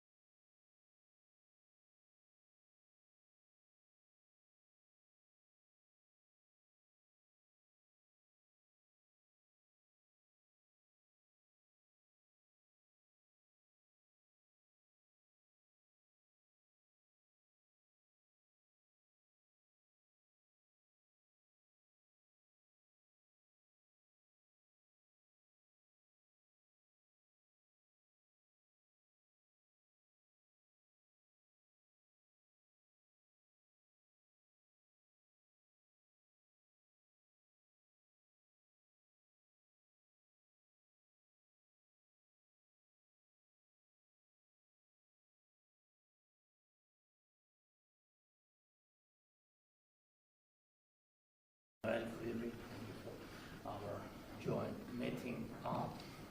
I think that is very important now to organize sessions to meet and discuss very sensitive issues regarding to peace talks, what we had in the United States and between us, and our team came back, and I think that they will brief us after talks with the American team and after talks of Americans with Russians. I think there are a lot of what we have to discuss, to speak about things which are very important for today. I think unity between Europe and Ukraine, and also unity between Europe, Ukraine, and the United States. There are some things which we can't manage without Americans, things which we can't manage without Europe, and that's why we need to make some important decisions. So thank you very much for this day. Thank you. Thank you. Thank you for organizing this discussion, and thank you, Vladimir, to be with us together with Friedrich. I think we all support Ukraine, and we all support peace and peace negotiations to have a sustainable, a robust peace. And I think we have a lot of cards in our hands. The financing and the furniture of equipment and training programs to Ukraine, the fact that Ukraine is resisting in this war, and the fact that the Russian economy is starting to suffer, especially after our latest sanctions and the US sanctions. And now I think the main issue is the convergence between our common positions, Europeans and Ukrainians, and the US to finalize these peace negotiations and re-engage a new phase in the best possible conditions for Europeans and for our collective security.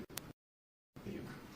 Thank you, Prime Minister, here, having us here in 10 Downing Street in London today. I highly appreciate that we are having the opportunity to see you, Volodymyr, together with and talking about the upcoming. This could be a decisive for all of us. So, support we know. On the other hand, we are seeing these talks and negotiations. I'm looking forward to hear from the outcome of these talks might be, and we are still and remain strongly behind Ukraine and giving support to your country, because we all know that this the destiny of this country is the destiny of Europe. So that's the reason why we are here, trying to figure out what we can do, and nobody should doubt on our support for Ukraine, and this is what we are firmly standing behind, and the outcome is open. I'm skeptical about some of the details which we are seeing in the documents coming from US side, but we have to talk about that. That's why we are here. Thank you for your invitation. Thank you all. Thank you very much. Thank you.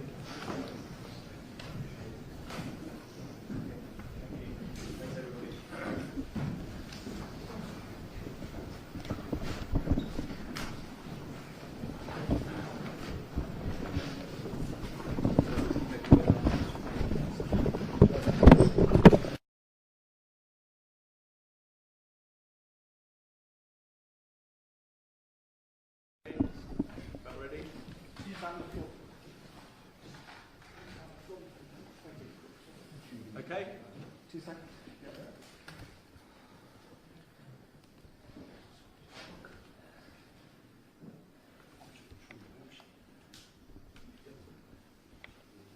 Okay.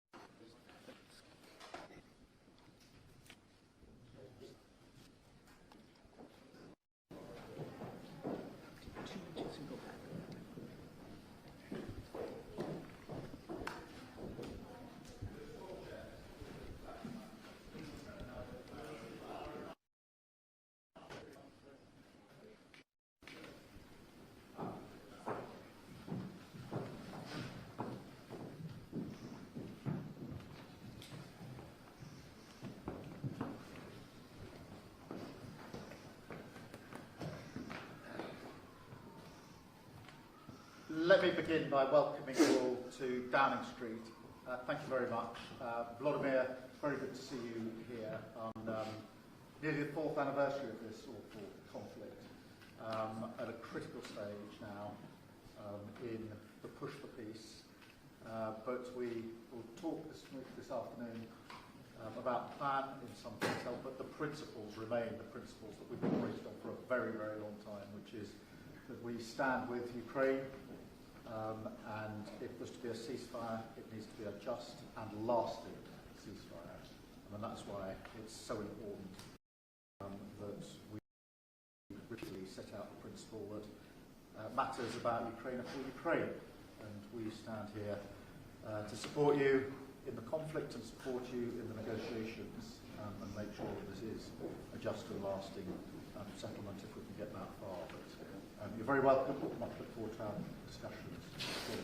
Thank you very much, Peter. Thank you for organizing this meeting. Thank you, friends. Emmanuel, Friedrich, thank you for our joint meeting.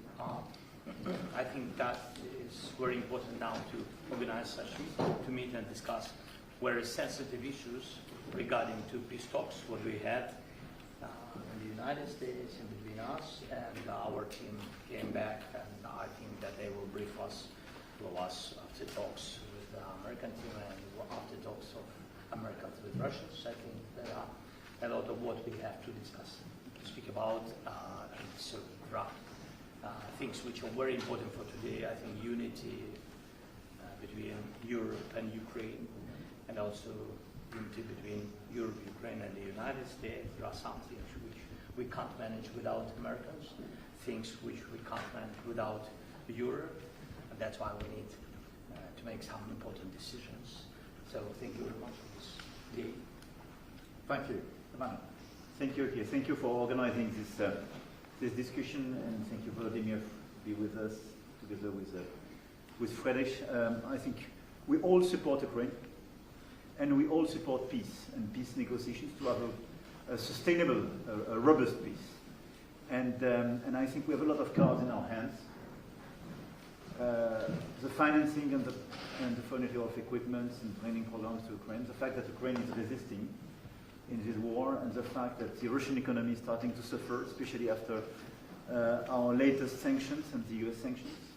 And now I think the main issue is the convergence between our common positions, Europeans and Ukrainians, and the US to finalize these peace negotiations and re-engage a new phase in the best possible conditions for Ukraine, for the Europeans, and for our collective security.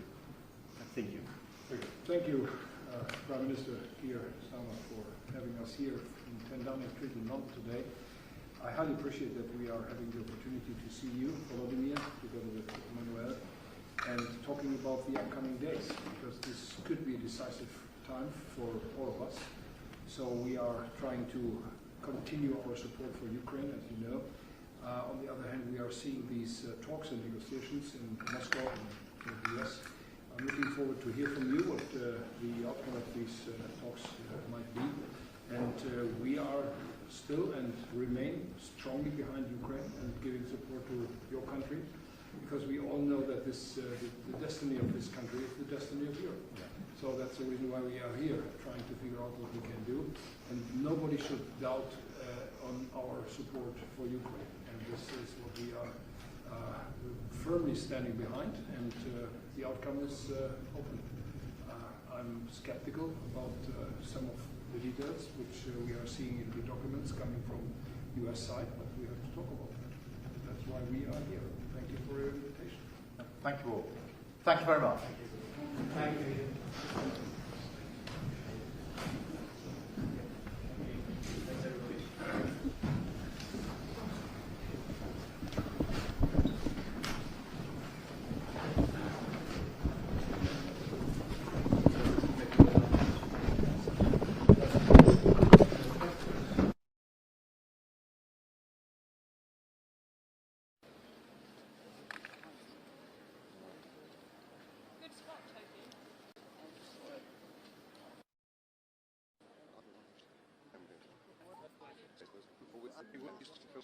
They hear dull things of you.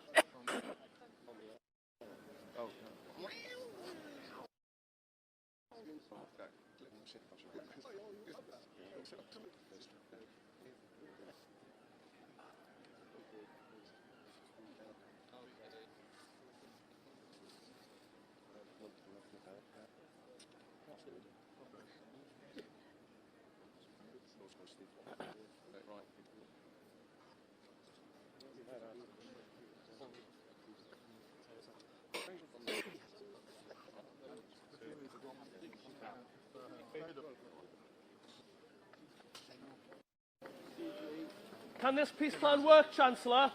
Is the US plan too soft on Russia? Is President Trump sidelining Europe again? Prime Minister, will British troops be sent to Ukraine? Will you back a deal that gives Ukrainian land to Russia, Prime Minister?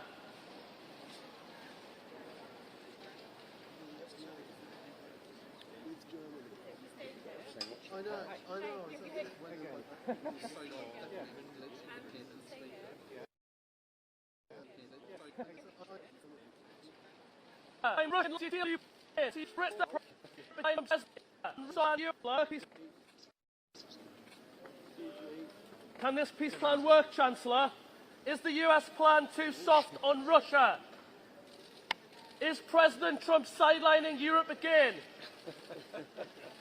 Prime Minister, will British troops be sent to Ukraine?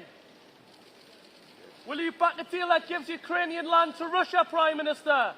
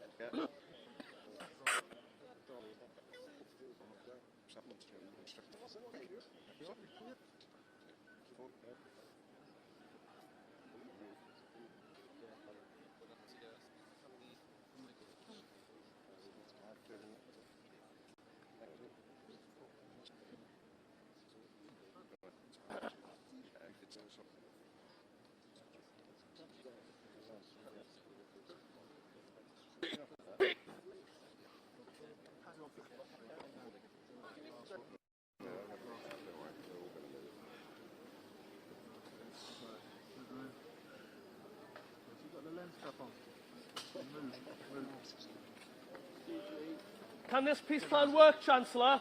Is the US plan too soft on Russia? Is President Trump sidelining Europe again? Prime Minister, will British troops be sent to Ukraine? Will you back a deal that gives Ukrainian land to Russia, Prime Minister?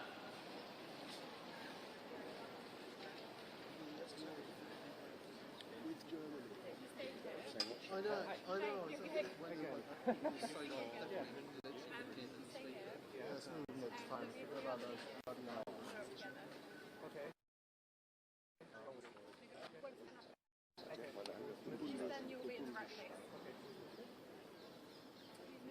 You're the first one to arrive. We're the first. Yeah. Everybody's waiting.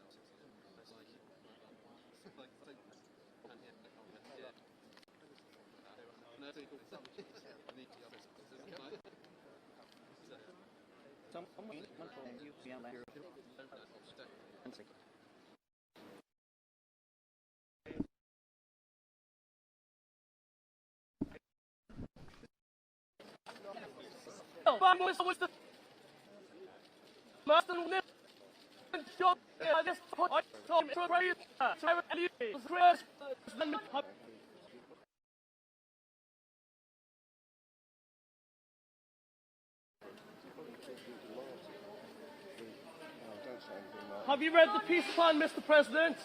Hello, sir. Can this plan work for Ukraine, Mr. Zelensky? Will you give up any territory to Russia? Do you trust President Trump's team in these talks? Are you being pushed into a fast-paced deal by the Americans?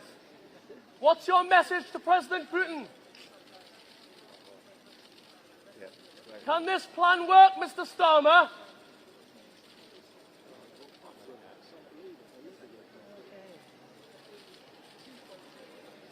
Mr. Starmer, will you promise Ukraine?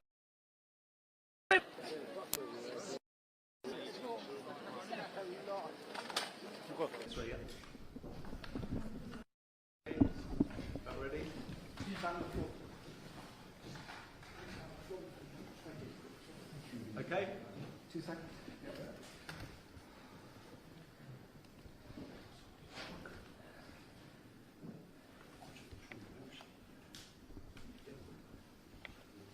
Okay.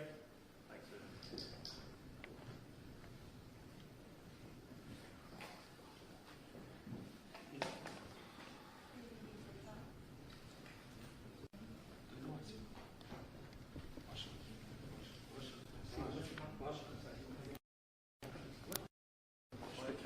Thank you. Thank you.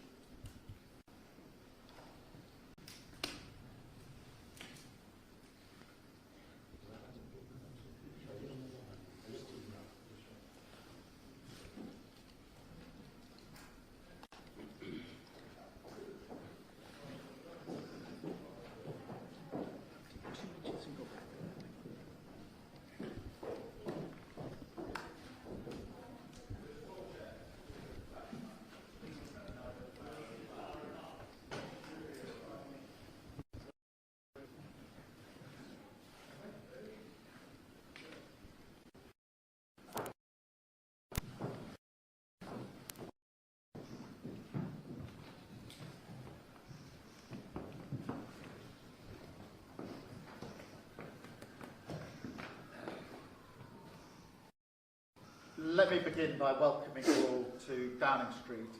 Thank you very much.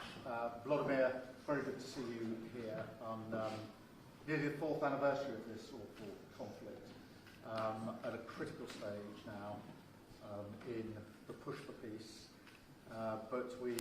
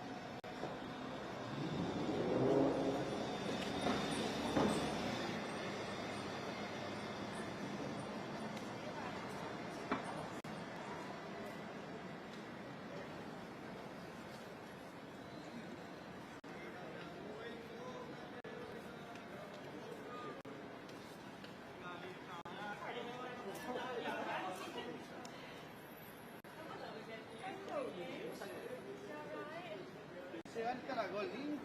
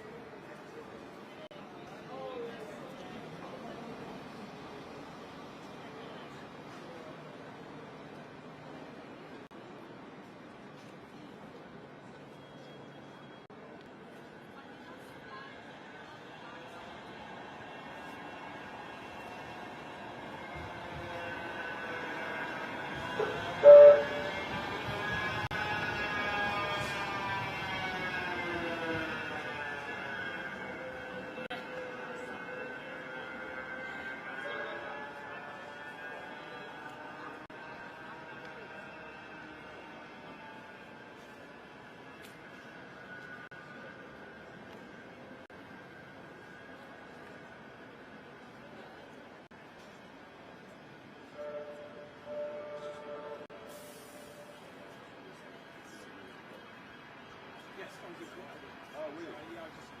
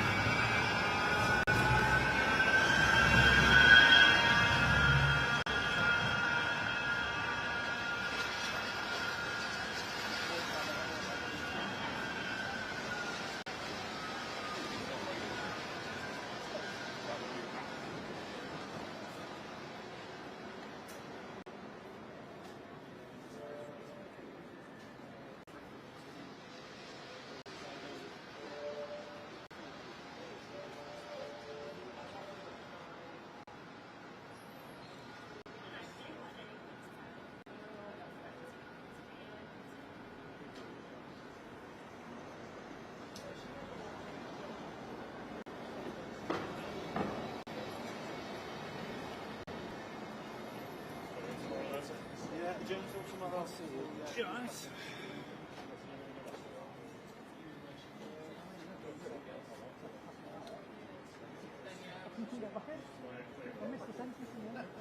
I did think that. See you later. Yeah, then I'll go back. What's up? 9:20. We got in. Yeah, past 10. Thank you. Oh, right. She goes in. I'll be. Yeah, I didn't find that. It wasn't spoken under the word. The judge was like, hang on, we're not all here. When you've been 8 days in a row, you get one more.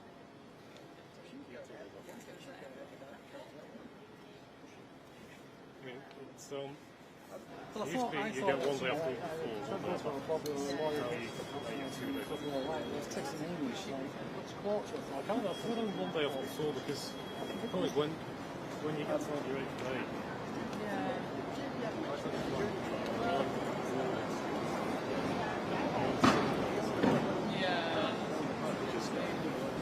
Sunday afternoon. So you don't. Travel lots and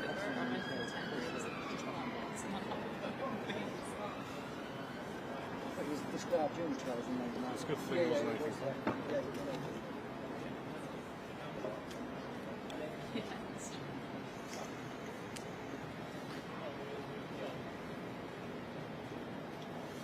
So what we've done this.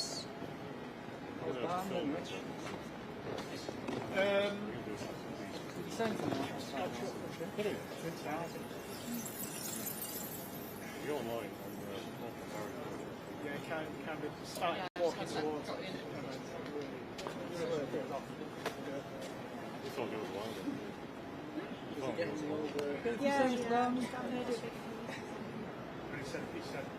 He didn't even say. He didn't even say don't comment.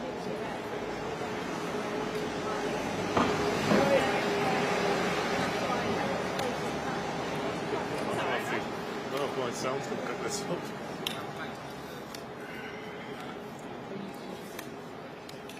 Yeah, just going to do it. Yeah, exactly.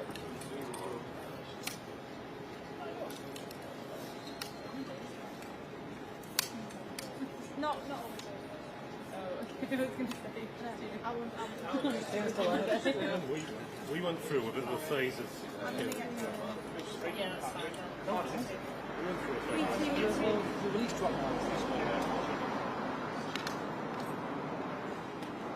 Two problems in short. I don't know whether there's Ian Partington and Claire Brinton from CPS. Maybe if I got the whole ring, not just the one. I don't know if they're different things of it.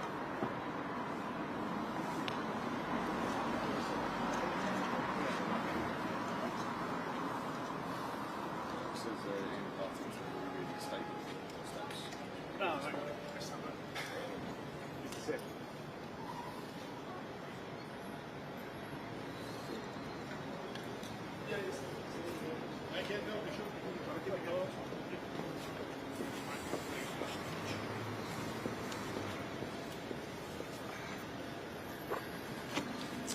Just come a bit closer if that's okay. Good afternoon. My name is Chief Inspector Ian Partington, Greater Manchester Police. I'm the Senior Investigating Officer in the investigation into Manzoor Hussain and Imtiaz Ali. Firstly, I would like to thank the victims in this case for reporting their abuse to us. Their brave testimony led us to the identification of further survivors who were subsequently interviewed and supported through the judicial process. Manzoor Hussain and Imtiaz Ali are sexual predators who deliberately targeted vulnerable young girls and thought they had gotten away with their offending. However, thanks to the bravery of the first survivor who came forward, we were able to launch a thorough investigation and uncover the extent of their abuse. Today, we've been able to give those survivors long-awaited justice. The abuse was orchestrated and sustained, with survivors often being made to feel indebted to the men. In some cases, they were threatened or coerced into sexual acts. Even after many years, the survivors were able to recall specific addresses and locations where the abuse took place. Working closely with the Crown Prosecution Service, officers and prosecutors were able to build a compelling case against both Hussain and Ali. The tenacity of our investigation team, particularly Sergeant Danny Whitaker, along with the bravery of the survivors, has led to today's results. Our very complex safeguarding team is one of 10 dedicated teams working tirelessly across Greater Manchester to keep children and young people safe and bring offenders to justice. This is alongside our specialist unit investigating non-recent child sexual exploitation, which has been nationally highlighted this year as positive practice. Let me be clear, time is no barrier when it comes to being sexually abused. No matter how long ago it was, or how old you were at the time, we will listen to you, we will support you, investigate and act robustly against perpetrators. We will take your allegations seriously and treat you with dignity and respect. The survivors in this case would like their privacy to be respected as they try to move on with their lives. Thank you.